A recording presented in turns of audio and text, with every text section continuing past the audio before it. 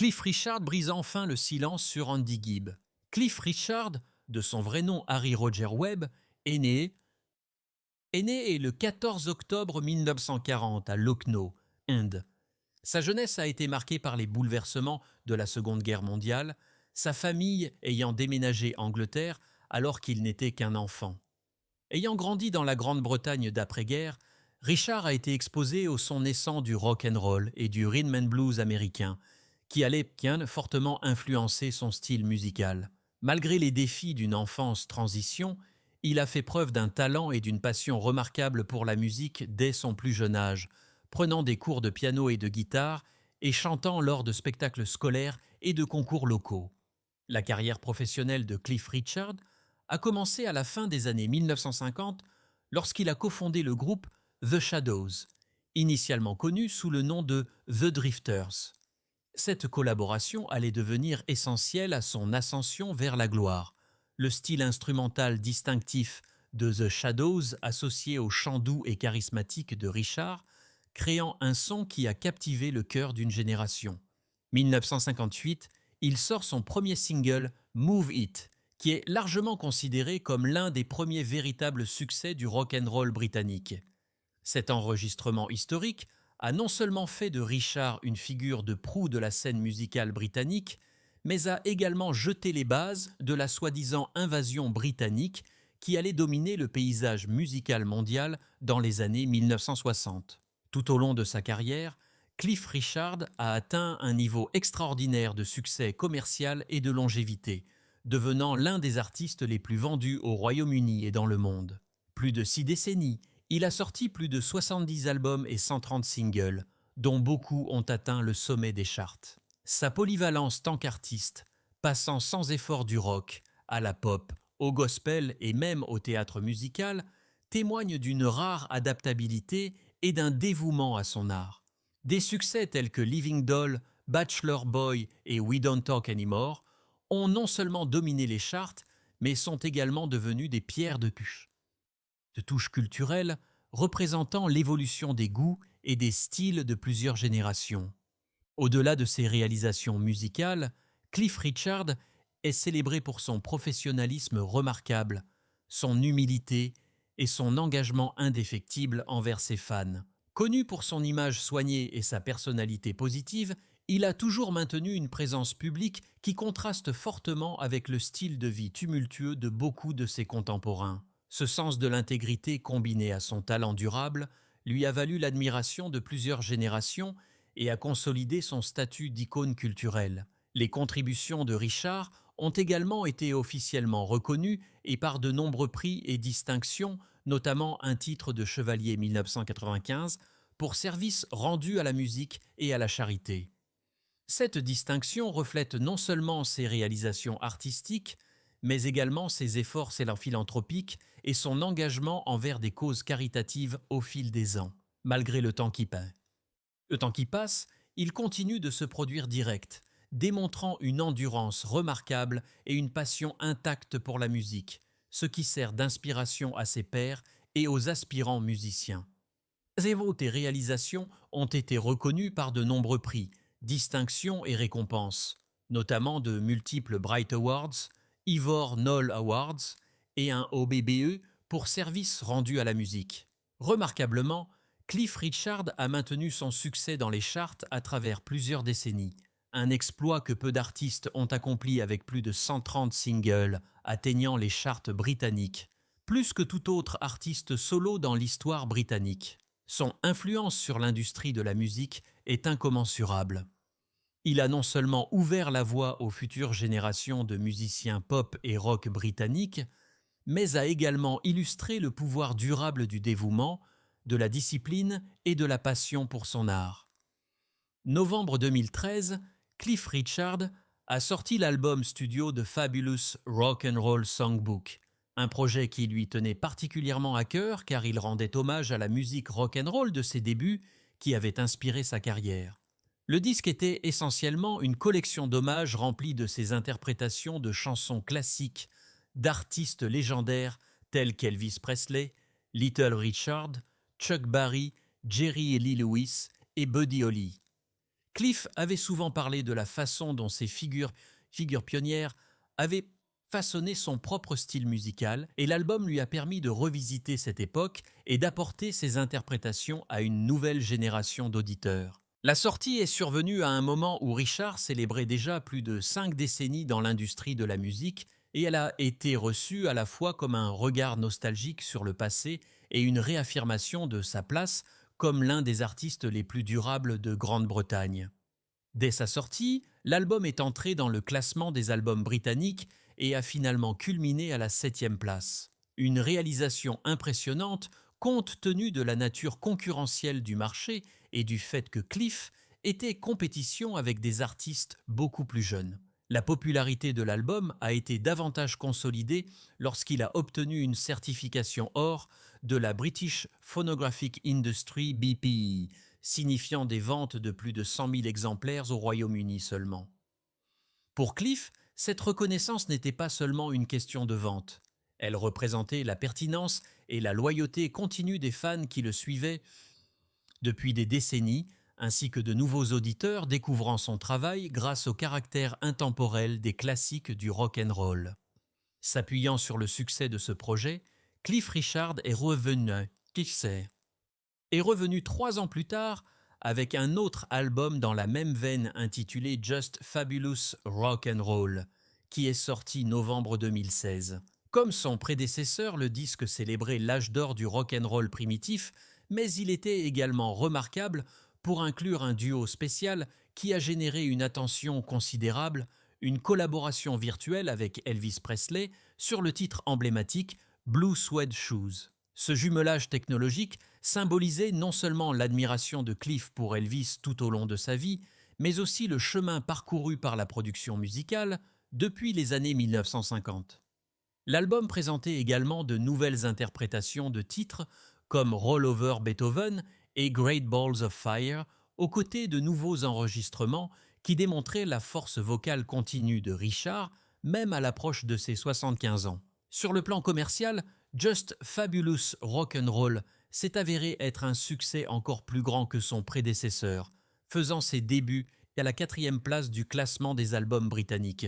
Ce classement élevé a confirmé la capacité durable de Cliff à rivaliser au plus haut niveau de l'industrie musicale britannique, malgré le fait que la plupart de ses contemporains avaient pris leur retraite depuis longtemps ou avaient fait disparu des feux de la rampe. Terme de vente, l'album a dépassé les 100 000 unités au Royaume-Uni, obtenant une fois de plus une certification or. Ces réalisations ont souligné la popularité durable de Richard et ont mis évidence la façon dont sa capacité unique à se réinventer tout restant fidèle à ses racines lui avait permis de maintenir une carrière remarquable s'étendant sur plus de 6 décennies. Ensemble, les 2 albums, The Fabulous Rock and Roll Songbook et Just Fabulous Rock and Roll, témoignent de la passion de Cliff Richard pour la musique qui l'a inspiré, tout affirmant sa longévité remarquable tant que l'un des artistes les plus célèbres et les plus appréciés de Grande-Bretagne. Cliff Richard, malgré sa longue et fructueuse carrière dans la musique, est resté célibataire toute sa vie, un fait qui fascine les fans et les médias depuis des décennies. Cet aspect de sa vie personnelle est devenu particulièrement poignant lorsqu'une lettre de 3 pages qu'il a écrite octobre 1961 à sa première petite amie sérieuse, la danseuse australienne Delia Wicks, a été rendue publique avril 2010 à la suite de son décès des suites d'un cancer. Dans la lettre, Richard a révélé les profonds sacrifices personnels qu'exigeait sa carrière, écrivant « Tant que chanteur pop, je dois renoncer à une chose inestimable, le droit à toute relation durable avec une fille spéciale.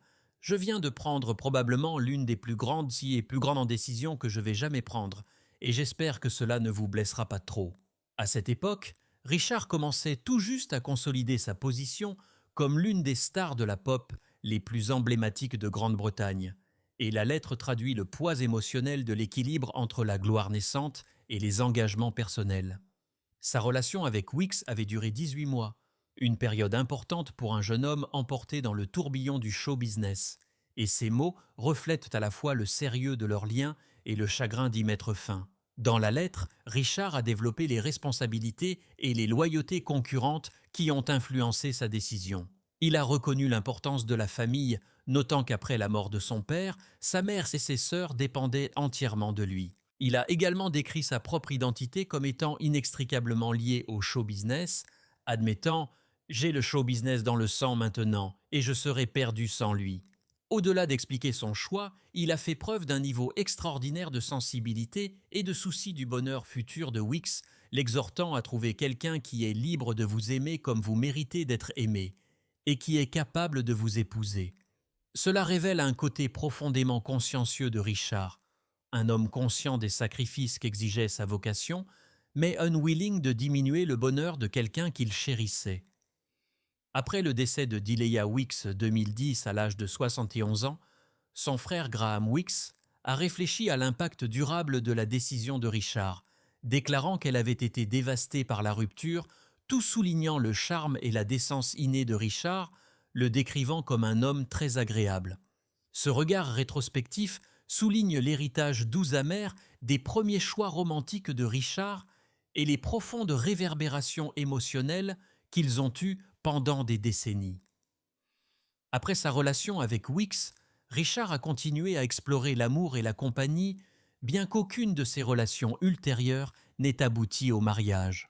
À l'âge de 22 ans, un an après s'être séparé de Weeks, il a vécu une brève romance avec l'actrice Una Stubbs, une figure bien connue de la télévision et du cinéma britannique. Le charme et la vivacité de Stubbs ont évidemment attiré l'attention de Richard, reflétant son désir continu de connexion malgré les exigences de sa carrière. Plus tard dans les années 1960, Richard a envisagé d'épouser la danseuse Jackie Irving, qu'il a décrite comme étant absolument magnifique, et pendant un certain temps, les deux étaient inséparables. Leur relation, cependant, n'a finalement pas conduit au mariage, et Irving a épousé l'artiste Adam Faith. Ses premières expériences avec Stubbs et Irving révèlent un schéma dans la vie de Richard, une affection profonde tempérée par les réalités de la gloire, de la responsabilité personnelle et du timing. Les années 1980 ont apporté un autre chapitre très médiatisé dans la vie romantique de Richard lorsqu'il a envisagé de demander mariage l'ancienne championne de tennis Sue Barker. Barker, championne de Roland-Garros et demi-finaliste de Wimbledon, était une personnalité sportive de premier plan à part entière, et leur court a attiré une attention médiatique considérable. Richard a rencontré Barker pour la première fois en 1982, alors qu'elle avait 25 ans, et la romance du couple était à la fois publique et intensément scrutée.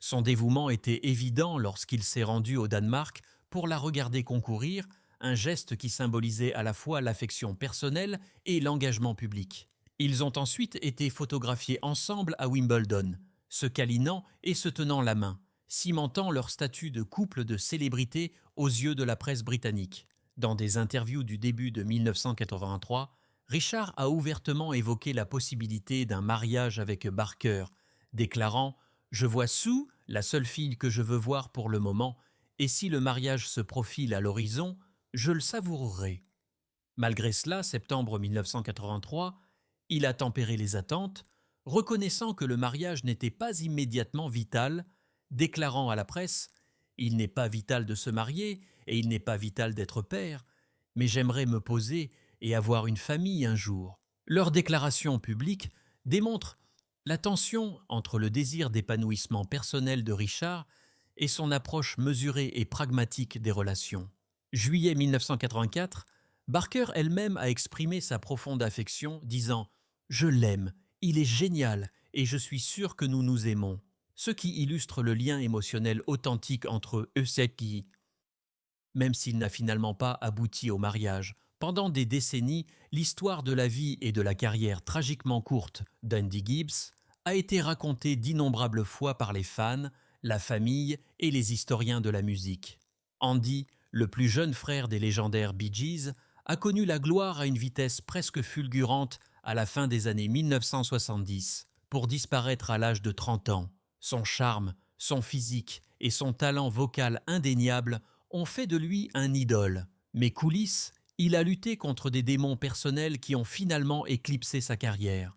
Une figure qui était restée particulièrement silencieuse sur le sujet était Cliff Richard, l'icône de la musique britannique dont la carrière s'étend sur plus de 6 décennies. Bien que Cliff et Andy aient évolué dans des cercles qui se chevauchaient au sein de l'industrie du divertissement, Cliff n'a jamais parlé publiquement d'Andy Détail jusqu'à présent.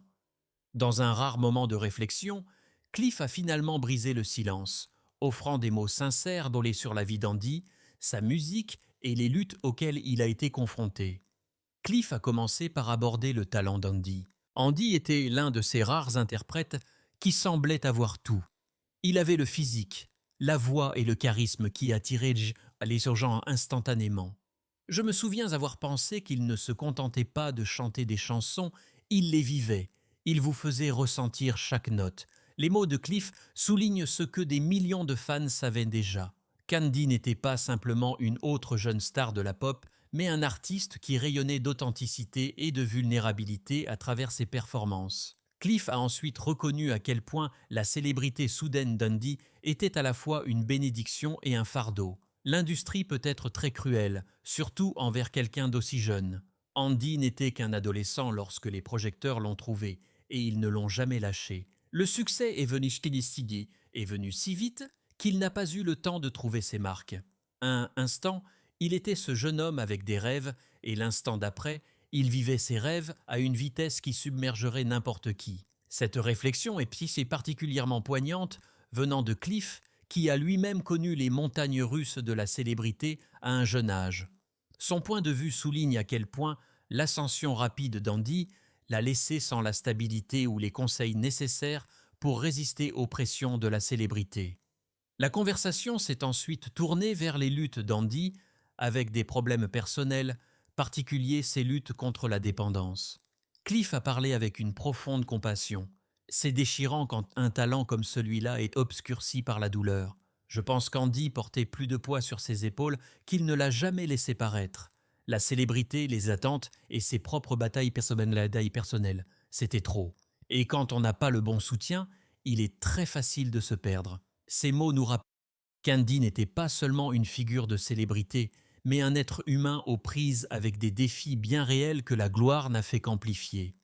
Malgré les luttes, Cliff a tenu à souligner la joie qu'Andy a apportée à la vie des gens. Ce que j'ai toujours admiré chez Andy, c'est sa capacité à illuminer une pièce. Même quand il n'était pas au mieux de sa forme, il avait cette façon de faire sorte que les autres se sentent bien. C'est un don que très peu de gens ont, et c'est pourquoi les gens l'aimaient tant. Disant cela, Cliff fait écho aux sentiments de beaucoup de ceux qui connaissaient Andy personnellement, le décrivant non seulement comme une star, mais comme une personne généreuse et chaleureuse qui se souciait profondément de ceux qui l'entouraient. Cliff a également réfléchi à la tragédie de la mort précoce d'Andy 1988. C'est l'une des plus grandes pertes dans la musique, vraiment. 30 ans, ce n'est pas un âge du tout. Il avait tellement plus à donner, pas seulement musicalement, mais personnellement. Je pense parfois aux chansons qu'il n'a jamais pu enregistrer, aux performances qu'il n'a jamais pu donner, et aux vies qu'il n'a jamais eu la chance de toucher. C'est un rappel de la fragilité de la vie et de l'importance de prendre soin les uns des autres. Ces mots traduisent le profond sentiment de ce qui a été perdu, non seulement pour l'industrie musicale, mais pour le monde entier. Enfin, Cliff a parlé de l'héritage d'Andy et de ce que les fans devraient retenir. L'histoire d'Andy est triste, oui, mais elle est aussi pleine de beauté. Sa voix passe encore à la radio, ses performances font encore sourire les gens, et son nom signifie encore quelque chose pour ceux qui l'ont aimé. C'est l'héritage d'un véritable artiste. Il n'est peut-être plus avec nous, mais la musique le maintient vie. Et je pense que c'est ce qu'il aurait voulu. Avec cela, Cliff apporte un sentiment de clôture, offrant du réconfort aux fans qui pleurent encore Andy, tout les encourageant à célébrer sa vie plutôt que de s'attarder uniquement sur la tragédie. Brisant le silence, Cliff Richard a fait plus que partager des souvenirs. Il a humanisé Andy Gibb d'une manière que seule une personne qui avait suivi un chemin similaire pouvait le faire. Ces mots ne sont pas simplement un hommage. Ils sont un rappel des pressions de la gloire, de la fragilité de la vie et du pouvoir de la musique à survivre au chagrin. Pour les fans des deux hommes, entendre Cliff parler enfin d'Andy est non seulement émouvant, mais aussi une reconnaissance attendue depuis longtemps d'une jeune star dont la lumière a brillé de mille feux, bien que bien trop brièvement.